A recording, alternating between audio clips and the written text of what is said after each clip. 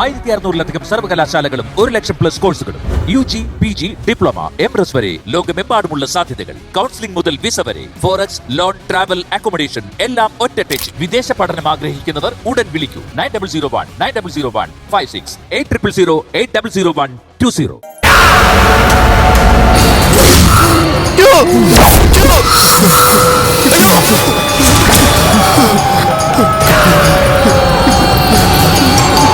മേഘ, അയ്യോ!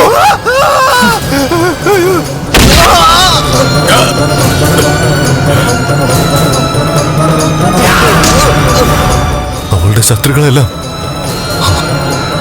അവള് തെരഞ്ഞു പിടിച്ച് ശല്യം ചെയ്യാനുള്ള തീരുമാനത്തിലാണെന്ന് തോന്നുന്നു. ജീവിച്ചിരിക്കുന്നവരെ മാത്രം നമ്മൾ പേടിച്ചാ മതിയടാ. മയ്യത്തായവളൊക്കെ പോയി. ഇനിയിപ്പോ അവളെ കുറിച്ച് ചിന്തിക്കേണ്ട കാര്യമൊന്നുമില്ല. നീ വാ, നമുക്ക് പോവാം. നീ വാ, വാടാ ഇങ്ങോട്ട് വാ. ആ നടക്ക്.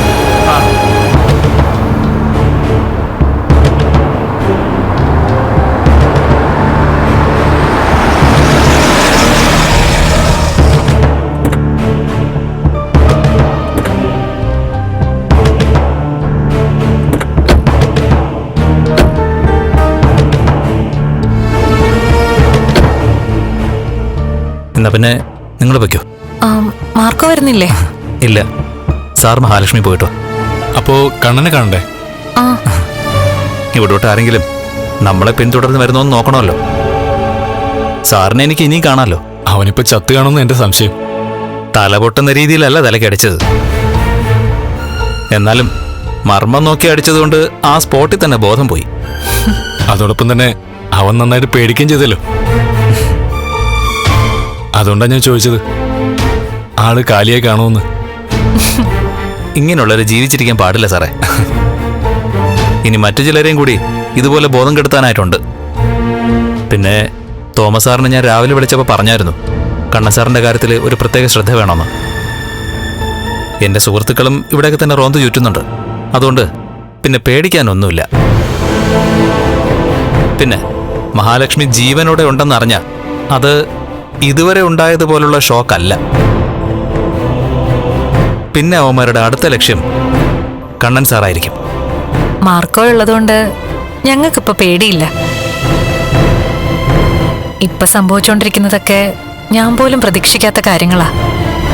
ഇതുപോലൊരു നാടകത്തിന് എന്നെ പോലൊരു പെൺകുട്ടി ഒരിക്കലും കൂട്ടു നിൽക്കേണ്ടതല്ല. പക്ഷേ മാർക്കോ പറഞ്ഞപ്പോ ഒരു എതിർപ്പും കൂടാതെ ഞാൻ അതിന് സമ്മതിച്ചത് എതിർഭാഗത്ത് നിൽക്കുന്നവർ അത്രയ്ക്ക് നന്മയില്ലാത്തവരായതുകൊണ്ടാ. ഇന്ന് ഈ രാത്രിയില് അവൻ മഹാലക്ഷ്മിയെ കണ്ട് പേടിച്ചപ്പോ അവന്റെ 2 കാലും തല്ലിയൊടിക്കേണ്ടതായിരുന്നു മാർക്കോ. കണ്ണനെ പോലെ തന്നെ അവനും വീൽ ചെയറിൽ ഇരിക്കേണ്ടതായിരുന്നു. അവന്റെ കാര്യം എനിക്ക് വിട്ടേക്ക്. അവൻ അതിലും വലിയ തിരിച്ചടിയാ കിട്ടാൻ പോകുന്നത്. അതിനുള്ള കരുക്കളൊക്കെ ഞാൻ നീക്കി കഴിഞ്ഞു. അല്ല, അപ്പോഴേ സാറ് കാത്തിരിക്കായിരിക്കും. മഹാലക്ഷ്മി ചെല്ല്. ഞാൻ അവനൊന്ന് കണ്ടിട്ട് വരാം.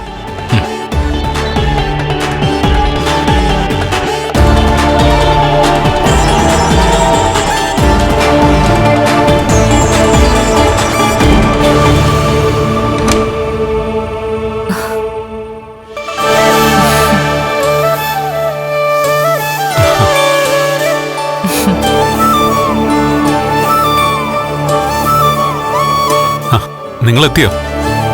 കണ്ണേട്ടന് ഉറങ്ങിയില്ലേ? വരുമെന്ന് പറഞ്ഞോണ്ട് ഉറങ്ങിയില്ല. എന്തായി കാര്യങ്ങളൊക്കെ? ഗംഭീരായി. ഒരുത്തന്റെ കാറ്റ് പോയിട്ടുണ്ട്. കാറ്റ് പോയിട്ടുണ്ടെന്ന് പറഞ്ഞാ അവൻ ഏതാണ്ട് മരിച്ച അവസ്ഥയിലാ. പ്രേതത്തെ കണ്ടിട്ട്. അവന്റെ വീട്ടിൽ പോയോ? ആ, പോയി. അവൻ എന്നെ കണ്ട് 8 നാടും പൊട്ടയാ നിലവിളിച്ചത്. അതിന്റെ കൂട്ടത്തിലെ മാർക്കോ അവന്റെ തലക്കിട്ട് ഒരു അടിയും കൊടുത്തു. ഇപ്പൊ എന്തായി അവസ്ഥ എന്നറിയില്ല. മാർക്കോയുടെ ബുദ്ധി സമ്മതിച്ചു കൊടുത്തേ പറ്റൂ. കാരണം മഹാലക്ഷ്മി ജീവനോടെ ഇല്ല എന്നൊരു സീൻ ഉണ്ടാക്കിയതുകൊണ്ട് ഇത് നന്നായിട്ട് വർക്കൗട്ട് ആവുന്നുണ്ട്. ഇപ്പൊ എല്ലാരും ഒന്ന് ഭയന്നിരിക്കേ. ഇനി മന്ത്രവാദം ജ്യോതിഷമൊക്കെ നോക്കട്ടെ. അങ്ങനെ കുറച്ച് പൈസ കളയട്ടെ. ഇതൊരു പിള്ളേർ കളിയായിട്ട് എനിക്ക് തോന്നുന്നില്ല. ആദ്യം എന്തിനേതൊക്കെയെന്നായിരുന്നു എന്റെ ചിന്ത. ഇയാൾക്ക് നല്ല ആശങ്ക ഉണ്ടായിരുന്നല്ലോ ഇങ്ങനൊരു നാടകം കളിക്കുന്നതില്. പക്ഷേ ഇപ്പോഴതിന്റെ ഗുണം മനസ്സിലായോ? 2 ദിവസമല്ല, കുറച്ച് ദിവസം ഈ രീതിയിൽ തള്ളി നീക്കിയാലും കുഴപ്പമില്ലെന്നാ എനിക്കിപ്പോ തോന്നുന്നത്. ഇതെല്ലാ അർത്ഥത്തിലും വർക്കൗട്ടായത് പോലീസ് എല്ലാ വീട്ടിലും പോയതുകൊണ്ടാ. പോലീസുകാരെല്ലാം ഡ്യൂപ്ലിക്കേറ്റ് ആണെന്ന് ആർക്കും മനസ്സിലായിട്ടില്ല. പിന്നെ എനിക്ക് തോന്നുന്നത് ആ SIക്ക് വിവരങ്ങളെല്ലാം അറിയാവുന്ന. മാർക്കോ പല രീതിയിലും ആ SIയെ സഹായിച്ചിട്ടുണ്ട്. അതുകൊണ്ട് സംഭവങ്ങളൊക്കെ അങ്ങേര് അറിഞ്ഞിട്ടുണ്ടെങ്കിലും ഒന്ന് കണ്ണടയ്ക്കും. അതുകൊണ്ടാണ് മാർക്കോ പറഞ്ഞത് പോലീസ് വാഹനത്തിൽ ഡ്യൂപ്ലിക്കേറ്റ് പോലീസ് സഞ്ചരിച്ചാലും SIയുടെ ഭാഗത്തുനിന്നോ പോലീസുകാരുടെ ഭാഗത്തുനിന്നോ ഒരു ശല്യം ഉണ്ടാവില്ല എന്ന്. കാര്യങ്ങളൊക്കെ നമുക്ക് അനുകൂലമായ സ്ഥിതിക്ക് ഇനി അഭിനയം തകർത്തോ. ഈ വേഷമൊന്ന് മാറിയിട്ട് വെള്ളയാക്കായിരുന്നു. ആ കാലമൊക്കെ പോയില്ലേ കാണാ. മഹാലക്ഷ്മിയെ ചിതയിൽ വെച്ചെന്ന് അവർ വിശ്വസിക്കുന്ന ദിവസം ഏതു സാരിയാണോ മഹാലക്ഷ്മി ഉടുത്തിരുന്നത് അതേ സാരി തന്നെയാണ് ഇപ്പോഴും മഹാലക്ഷ്മിയുടെ ശരീരത്തിൽ വേണ്ടത്. അതുകൊണ്ടല്ലേ മാർക്കോ അതേപോലൊരു സാരി എനിക്ക് വാങ്ങിക്കൊണ്ടു തന്നത്. ഈ മേഘന്റെ വീട്ടില് CCTV ഇല്ല, അതുകൊണ്ട് തന്നെ ക്യാമറയിലൊന്നും പതിവൊന്ന് പേടിക്കാൻ വേണ്ട. നിന്നെ കണ്ടാലും പ്രശ്നമാവും, അതുപോലെ തന്നെ മാർക്കോയെ കണ്ടാലും സംശയം തോന്നും. ക്യാമറ ഉണ്ടെങ്കിൽ അതൊക്കെ പ്രവർത്തിപ്പിക്കാതിരിക്കാൻ മാർക്കോയ്ക്ക് അറിയാം. അതുകൊണ്ട് തന്നെ അതൊക്കെ അവൻ നേരത്തെ നോക്കി വെച്ചിട്ടാണല്ലോ ഓരോന്ന് പ്ലാൻ ചെയ്യുന്നത്. അല്ല, അവനവിടെ പുറത്തു നിൽക്കുക, ഇങ്ങോട്ട് വന്നില്ല. എന്നാ പിന്നെ രണ്ടാളും തമ്മിൽ സ്നേഹിക്ക്. കുറച്ചായില്ലേ കാണാതിരുന്നിട്ട്. എടാ, അവൻ എന്നെയും കാത്തു നിൽക്കുക. ഞാൻ പോയിട്ട് വരാം. അവനെ അന്വേഷിച്ചെന്ന് പറഞ്ഞേക്ക്, നാളെ വരാനും പറ. ശരി മായി, പോയിട്ട് വരാം. ശരിടാ.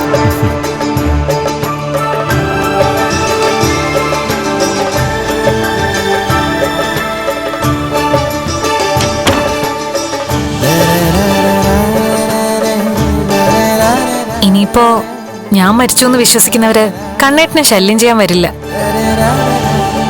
പക്ഷെ വരും, ചിലപ്പോ സിമ്പതി രേഖപ്പെടുത്താൻ. ആൾക്കാരുടെ ഓരോരോ സ്വഭാവം ഞാൻ ഓർക്കുക. നമുക്കിടയിലുള്ള നമ്മുടെ ബന്ധുക്കളുടെയും സുഹൃത്തുക്കളുടെയൊക്കെ യഥാർത്ഥ സ്വഭാവം അറിയണമെങ്കിൽ നമ്മളിങ്ങനെ മരിച്ച് ജീവിക്കണം. താൻ പോയി, ഇനി ഞാനൊരു കല്യാണം കഴിക്കില്ല. അതാണ് ഇപ്പൊ നമ്മുടെ ശത്രുക്കളുടെ ആത്മവിശ്വാസം. കണ്ണേട്ടൻ ഞാൻ പോയി കഴിഞ്ഞാലും ഒരു കല്യാണം കഴിക്കില്ല എന്നറിയാം. ഇനിയൊരു പക്ഷേ അങ്ങനെ കഴിക്കാൻ തീരുമാനിച്ചാലും അവരാരും സമ്മതിക്കില്ല. ബന്ധം ആലോചിച്ചിട്ട് അത് മുടക്കും. അത് ശരിയാ, ഒരിക്കൽ പറ്റിയ അബദ്ധം ഇനി ഏതായാലും ആവർത്തിക്കില്ല. അവിടെയാണ് അവരുടെ എല്ലാം പ്രതീക്ഷ തെറ്റിച്ചുകൊണ്ട് കണ്ണേട്ടൻ എഴുന്നേറ്റ് നടക്കേണ്ടത്.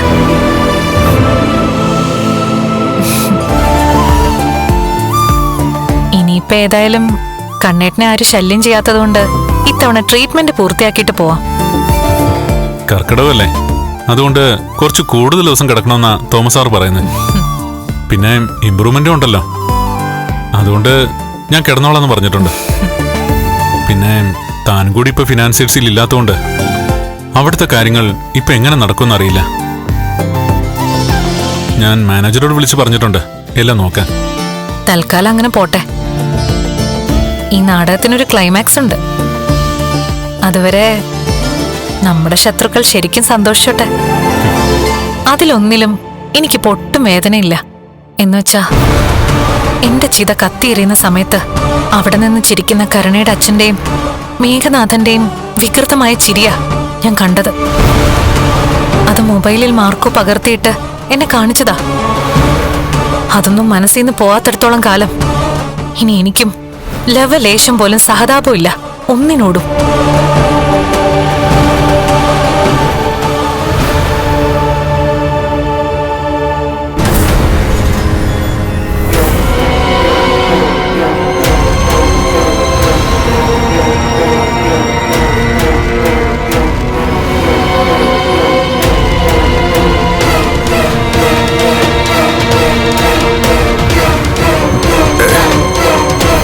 ഈ പ്രേതം ഭൂതം എന്നൊക്കെ പറയുന്നത് ശരിയാണെന്നാ തോന്നുന്നത്. അവളിനെ ജീവിച്ചിരുന്നപ്പോ ശല്യം ചെയ്യുന്നതിനേക്കാൾ കൂടുതൽ മരിച്ചതിന് ശേഷം ശല്യം ചെയ്യുന്ന എന്റെ പേടി. അയ്യോ ദേ ഇനി ഇപ്പൊ തല്ലാനും കൊല്ലാനും ഒന്നും നടക്കണ്ടെന്ന് ഞാൻ പറഞ്ഞല്ലേ. ആ, ദേ നടന്ന കാര്യങ്ങളൊന്നും ഇനി ആരും മനസ്സിൽ വെച്ച് നടക്കണ്ട, വിളിച്ചു കൂവണ്ട. അതിനിവിടെ നമ്മളൊക്കെയല്ലേ ഉള്ളൂ അമ്മാവാ. ആരുടെയും നാവ് പിഴക്കണ്ട എന്നാ ഞാൻ പറഞ്ഞേ. പോലീസ് ആണെങ്കിൽ കേറി ഇറങ്ങി നടക്കുവാ ഓരോ വീട്ടിലും. നാളെ തന്നെ ഒരു ഏലസ് ജപിച്ച് കെട്ടണം മേഘ. എനിക്കിന്ന് 1-2 ദിവസത്തേക്ക് പുറത്തേക്ക് ഇറങ്ങാൻ പേടിയാ. പകല് കുഴപ്പമൊന്നും ഉണ്ടാവില്ല ഏട്ടാ. രാത്രി കഴിഞ്ഞാലല്ലേ പകലിനെ പറ്റി ചിന്തിക്കാൻ പറ്റൂ. നീ കിടന്ന് ഉറങ്ങാൻ നോക്ക് മേഘ. അവള് മരിച്ച ശേഷവും അവളെ പറ്റിയാ നീ ചിന്തിച്ചുകൊണ്ടിരിക്കുന്നത്. അതുകൊണ്ടാ ഇത്തരം കാഴ്ചകളൊക്കെ കാണുന്നത്. ഒരാളെ ഭയന്നു കഴിഞ്ഞാലേ ഉറക്കത്തിൽ മാത്രമല്ല, ചിലപ്പോ ഉണർന്നിരിക്കുമ്പോഴും നടക്കുമ്പോഴും ഇരിക്കുമ്പോഴും ഒക്കെ അവരെ കണ്ടെന്ന് വരും. അതുകൊണ്ട് നീ അവളെ കുറിച്ചുള്ള വിചാരം അങ്ങ് വിട്ടേരെ. ഞാനിത് എങ്ങനെയാ അച്ഛനൊന്ന് പറഞ്ഞ് മനസ്സിലാക്കാന്ന് ആലോചിക്കുന്നത്. നിങ്ങൾക്ക് ഓർമ്മയില്ലേ മനുഷ്യ, കണ്ണന്റെ അച്ഛൻ അന്ന് അപകടത്തിൽ മരിച്ച ശേഷം അവൻ ഒരുപാട് ദിവസം അച്ഛാന്ന് വിളിച്ച് നിലവിളിച്ചിട്ടില്ലേ? അച്ഛൻ വിളിച്ചെന്നും അച്ഛനെ കണ്ടെന്നൊക്കെ പറഞ്ഞത് ഓർക്കുന്നില്ലേ? അതൊക്കെ ഉറക്കത്തിലാടി. ഇതുപോലെ ഉണർന്നിരിക്കുന്ന സമയത്ത് അവൻ അച്ഛാന്നൊന്നും വിളിച്ചിട്ടില്ല. ഏതായാലും കർക്കിടക, അതുകൊണ്ട് വേണ്ട കർമ്മങ്ങളൊക്കെ യഥാവിധി ചെയ്യണം. അല്ലെങ്കിലേ നിന്നെ ജീവിക്കാൻ സമ്മതിക്കില്ലട മേഘ. നിന്റെ കുടുംബവും തകർക്കാൻ നോക്കും ആ ദുരാത്മാവ്. പറഞ്ഞില്ലെന്ന് വേണ്ട, കർമ്മങ്ങൾ ചെയ്തേ പറ്റൂ. ദേ നിങ്ങൾ ഇങ്ങോട്ട് വന്നേ. വാടി മോളെ.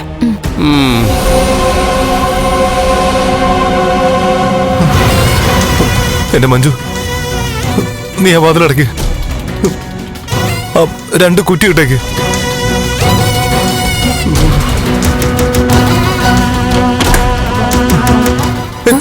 താഴത്തെ കുറ്റി ഇടറി.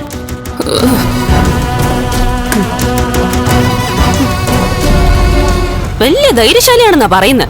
എന്നിട്ട് ഞങ്ങളുടെ പെണ്ണുങ്ങളുടെ ധൈര്യം പോലും ഇല്ലല്ലോ. ഇടി, അതിന് നിങ്ങൾ പെണ്ണുവാണോന്നും ഞാൻ കണ്ട കാഴ്ച കണ്ടില്ലല്ലോ. മഹാപാപം ചെയ്യുമ്പോ ഓർക്കണമായിരുന്നു. എടി, നീ വന്ന് കിടക്കാൻ നോക്ക്. ലൈറ്റ് അണയ്ക്കണ്ട. ലൈറ്റ് അണച്ചില്ലെങ്കിൽ എനിക്ക് ഉറക്കം വരില്ല. എന്നാ പിന്നെ എന്താ ചങ്ങ് ചെയ്യൂ. അങ്ങോട്ട് നീങ്ങി കിടക്ക്.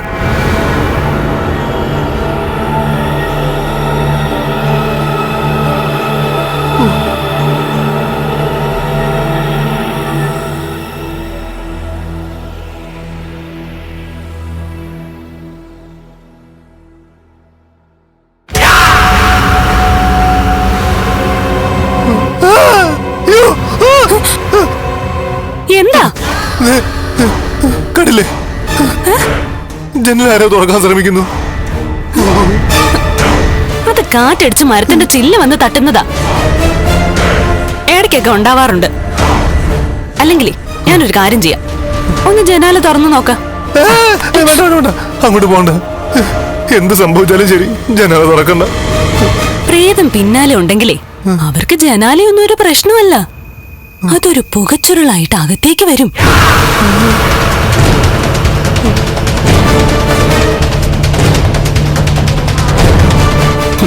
ഇവനെ പേടിപ്പിക്കാൻ പറ്റിയ അവസരമാണ്. അത് പരമാവധി മുതലാക്കണം. അങ്ങനെയാണെങ്കിൽ ഇനി നമ്മൾ എങ്ങനെ ജീവിക്കും മഞ്ജു? എനിക്കറിയില്ല. പെട്ടെന്ന് കിടന്ന് ഉറങ്ങാൻ നോക്ക്. മഹാലക്ഷ്മി കണ്ണേട്ടിനെ കല്യാണം കഴിക്കുന്നതിന് മുമ്പേ മേഘേട്ടനെ അവളെ ശല്യം ചെയ്യാൻ തുടങ്ങിയതല്ലേ? ഈ കല്യാണത്തിന് മുമ്പ് ഞാൻ അവളെ ശല്യം ചെയ്തെന്ന് നിന്റെ അടുത്ത് ആരാ പറഞ്ഞേ? ആ, ശല്യം ചെയ്തില്ലെങ്കിൽ പിന്നെ കുഴപ്പമില്ല. അങ്ങനെയെങ്കിലേ മേഘേട്ടന്റെ പിന്നാലെയുള്ള അവളുടെ ഈ നടപ്പേ അവളങ്ങ് അവസാനിപ്പിച്ചോളൂ. അല്ലെങ്കിൽ കുഴപ്പം തന്നെയാ.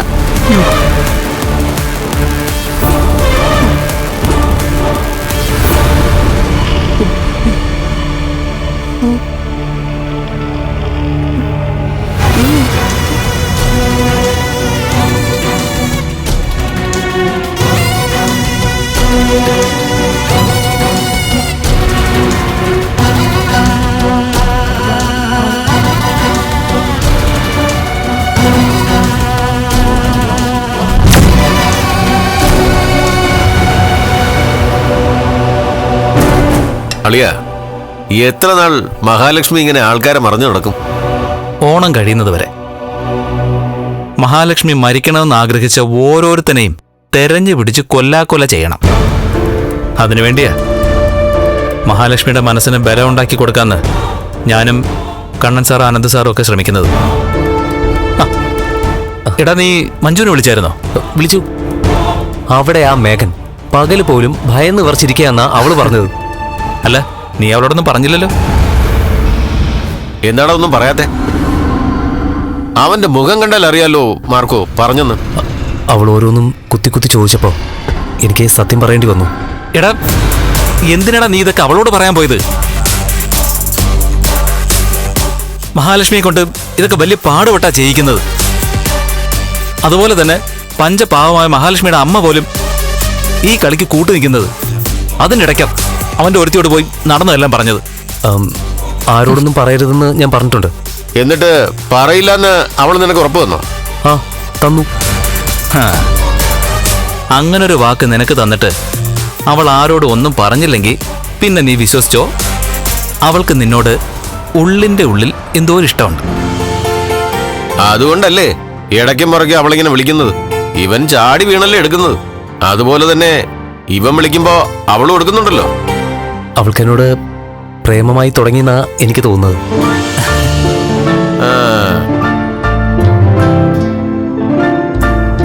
അതെ, ഒരു കാര്യം ഞാൻ പറഞ്ഞേക്കാം. മഹാലക്ഷ്മിയോട് വളരെ മോശമായി സംസാരിക്കുകയും പെരുമാറുകയും ചെയ്തവനാ നീ. നിന്നെ ഒരു ആങ്ങളെ പോലെ കൊണ്ടു നടന്നിട്ട് നീ മഹാലക്ഷ്മിയോട് പൊറുക്കാൻ പറ്റാത്ത തെറ്റാ ചെയ്തത്. കഥകൾ പിന്നീടാണ് ഞാൻ കൂടുതലായിട്ട് അറിഞ്ഞത്. അത് നീ പറഞ്ഞിട്ട് തന്നെ. എന്നിട്ടും നിന്നോട് മഞ്ജുവിനെ പ്രേമിക്കാൻ പറഞ്ഞത് മേഘനാഥൻ എന്ന് പറയുന്നവൻ അത്രയ്ക്ക് വൃത്തികെട്ടവനായതുകൊണ്ടാ. ഞാൻ എന്റെ മനസ്സ് മുഴുവൻ നിങ്ങൾക്ക് മുന്നിൽ തുറന്നു വെച്ചിട്ടും നിങ്ങൾ എന്താ മാർക്കോ ഇങ്ങനെയൊക്കെ സംസാരിക്കുന്നത്? സംസാരിക്കല്ല, കണ്ണ സാറ് സ്നേഹിക്കുന്ന പെങ്ങളാണ് ഈ മഞ്ജു. അവൾ അങ്ങേരോട് നെറുകേട് കാണിച്ചെങ്കിലും പെങ്ങളെ അങ്ങേർക്ക് വലിയ ഇഷ്ടമാ. അങ്ങനെയുള്ള മഞ്ജുവിനോട് നീ വിശ്വാസവഞ്ചന കാണിച്ചാൽ ഞങ്ങൾ പറഞ്ഞത് ചെയ്തിരിക്കും. പിന്നെ നീ തവിട് പൊടിയായെന്ന് കൂട്ടിക്കോ. ഇല്ല മാർക്കോ, ഏത് മനുഷ്യനായാലും ജീവിക്കണമെന്നൊരാഗ്രഹം കാണില്ലേ? എന്നും മനുഷ്യന്മാരെ പറ്റിച്ചും തെറ്റായ വഴിയിൽ സഞ്ചരിച്ചും ജീവിക്കാൻ ആരും ആഗ്രഹിക്കുന്നില്ലല്ലോ. എനിക്കൊരു കുടുംബം വേണം. അതിനുവേണ്ടി തന്നെയാ ഞാൻ മഞ്ജുവിന്റെ പിന്നാലെ നടക്കുന്നത്. ഞാൻ ആർക്കെങ്കിലും ഒരു വാക്ക് കൊടുത്താ അവർക്ക് ആത്മാർത്ഥതയുണ്ടെങ്കിൽ ഞാൻ ജീവൻ കളഞ്ഞു കൂടെ നിൽക്കും. എന്നാ എന്നോട് നന്ദികേട് കാണിച്ച ജീവൻ എടുക്കുകയും ചെയ്യും. എടുത്തോ. ഇനി എന്റെ ഭാഗത്തുനിന്ന് ഒരു വീഴ്ചയുണ്ടായ എന്റെ കഴുത്ത് കണ്ടിച്ചോ. ഒരു കാര്യം ഞാൻ നിന്നോട് പറയാം. നീ ഇപ്പൊ പറഞ്ഞത് മഞ്ജു കൊട്ടിഘോഷിച്ചുകൊണ്ട് നടന്ന പിന്നെ അവളുടെ പിന്നാലെ നീ നടക്കരുത്. എന്തൊക്കെ പറഞ്ഞാലും കണ്ണൻ സാർ മരിക്കണമെന്ന് ആഗ്രഹിക്കുന്ന സ്ത്രീയുടെ മകളാ. അതുപോലെ തന്നെ അവരുടെ ആങ്ങളെയും ആ രീതിയിൽ ചിന്തിക്കുന്ന കൂട്ടത്തിലാ.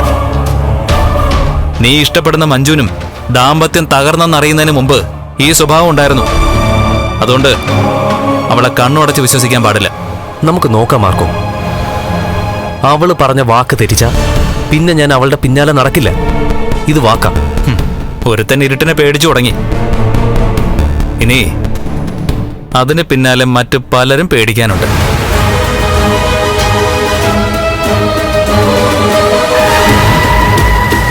ഇപ്പൊ ഞാൻ പറഞ്ഞ കണ്ണൻ സാറിന്റെ രണ്ടാനമ്മ ഉൾപ്പെടെ മറ്റു പലരും.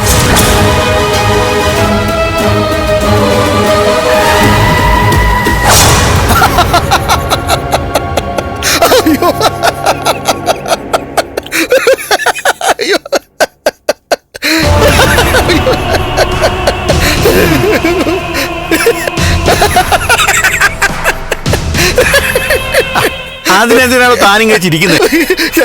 എന്നാലും എന്റെ വാവേട്ട, മേഘനെ പോലെ ആചാനുബാഹുവായ ധൈര്യമുള്ളൊരു ചെറുപ്പക്കാരൻ ഇങ്ങനെ പേടിച്ചാലോ? എടോ, അവൻ അവളെ കാണുക മാത്രമല്ല ചെയ്തത്, അവനെ അവൾ തലക്കടിച്ച് വീട്ടുകയും ചെയ്തു. അവളാണ് തലക്കടിച്ചതെന്ന് അവൻ കണ്ടോ? ആരോ പിന്നിൽ നിന്ന് അടിച്ചെന്നാ പറഞ്ഞത്. അത് ഏതെങ്കിലും കള്ളന്മാരായിരിക്കും വാവേട്ട, അല്ലെങ്കിൽ അവന്റെ ശത്രുക്കളാരെങ്കിലും ആയിരിക്കും അത്. പിന്നെ ഈ മാർക്കോ എന്ന് പറയുന്നവനെ സൂക്ഷിക്കണം. കണ്ണന്റെ വലം കൈയാണ് അവനിപ്പോ. അന്ന് ചിതയിലോട്ട് വെക്കുന്ന സമയത്ത് മഹാലക്ഷ്മി ഉടുത്തിരുന്ന സാരി തന്നെയാണ് അവൻ കണ്ട നേരത്ത് അവൾ ഉടുത്തിരുന്നാ പറഞ്ഞത്. അതിന് അവളെ ചിതയിലോട്ട് വെക്കുന്നത് ഞാനും മേഘനും കണ്ടില്ലല്ലോ. അവളെ വിറക് കൊണ്ട് മൂടിയതിനു ശേഷമല്ലേ ഞങ്ങളെ കൂടെ ചെല്ലുന്നേ. എന്നാലും അതിനു മുമ്പ് അവളുടെ വീഡിയോ ഒക്കെ ഗുണ്ടകൾ മേഘൻ അയച്ചു കൊടുത്തായിരുന്നല്ലോ. ആ സമയത്ത് അവൾ ഉടുത്തുന്ന സാരിയോടെ അല്ലേ അവളെ ചിതയിലോട്ട് വെച്ചത്. ആ ഫോട്ടോസൊക്കെ ഞാനും കണ്ടതാ വാമേട്ടാ. എനിക്കിത്ര അന്ധവിശ്വാസങ്ങളൊന്നുമില്ല. ഇനി നമ്മൾ പേടിക്കേണ്ടത് പോലീസിനെയാ. അവരുടെ അന്വേഷണം ഏത് വഴിക്ക് പോകുന്നു എന്ന് മാത്രം നമ്മൾ നോക്കിയാൽ മതി. കണ്ണനും അനന്തും ഒക്കെ വക്കീലന്മാരാ. അതുകൊണ്ട് തന്നെ അവർ രണ്ടാളും പോലീസിനെ സ്വാധീനിക്കുന്നുള്ള കാര്യം ഉറപ്പാ. പിന്നെ നമ്മുടെ MLA എനിക്ക് വലിയ വേണ്ടപ്പെട്ട ആളാ. അത് വെച്ചിട്ട് അന്വേഷണം നമുക്കെതിരെ വരികയാണെന്നുണ്ടെങ്കിൽ അത് തിരിച്ചുവിടാന്നാണ് ഞാൻ വിചാരിച്ചിരിക്കുന്നത്. അവനേതായാലും പനി പിടിച്ച് കിടപ്പാ. അത് തലയ്ക്ക് അടി കൊണ്ടുകൊണ്ടായിരിക്കും. അവനെ ഹോസ്പിറ്റലിൽ കൊണ്ടുപോയി കാണിക്കത്തെന്താ? തല മുഴച്ചതല്ല, അത് പൊട്ടിയില്ലടൂ. ഇന്നേതായാലും അവനോട് ഹോസ്പിറ്റലിൽ പോയി തലയൊന്ന് സ്കാൻ ചെയ്യാൻ ഞാൻ പറഞ്ഞിട്ടുണ്ട്. പിന്നെ വാമേട്ടാ, നമ്മുടെ പിന്നാലെ കൂടിയിരുന്നത് ജീവിച്ചിരുന്ന മഹാലക്ഷ്മിയുടെ ബാധയായിരുന്നു. ആ ബാധ ഇപ്പോ ഒഴിഞ്ഞുപോയി. ഇനി മരിച്ചവളുടെ ആത്മാവാണെന്നൊക്കെ പറഞ്ഞ് വെറുതെ നമ്മൾ സമയം കളയരുത്. എല്ലാം ഒന്ന് ശാന്തമായാൽ പിന്നെ കണ്ണന്റെ സ്വത്തുക്കളിൽ കണ്ണുവെക്കണം.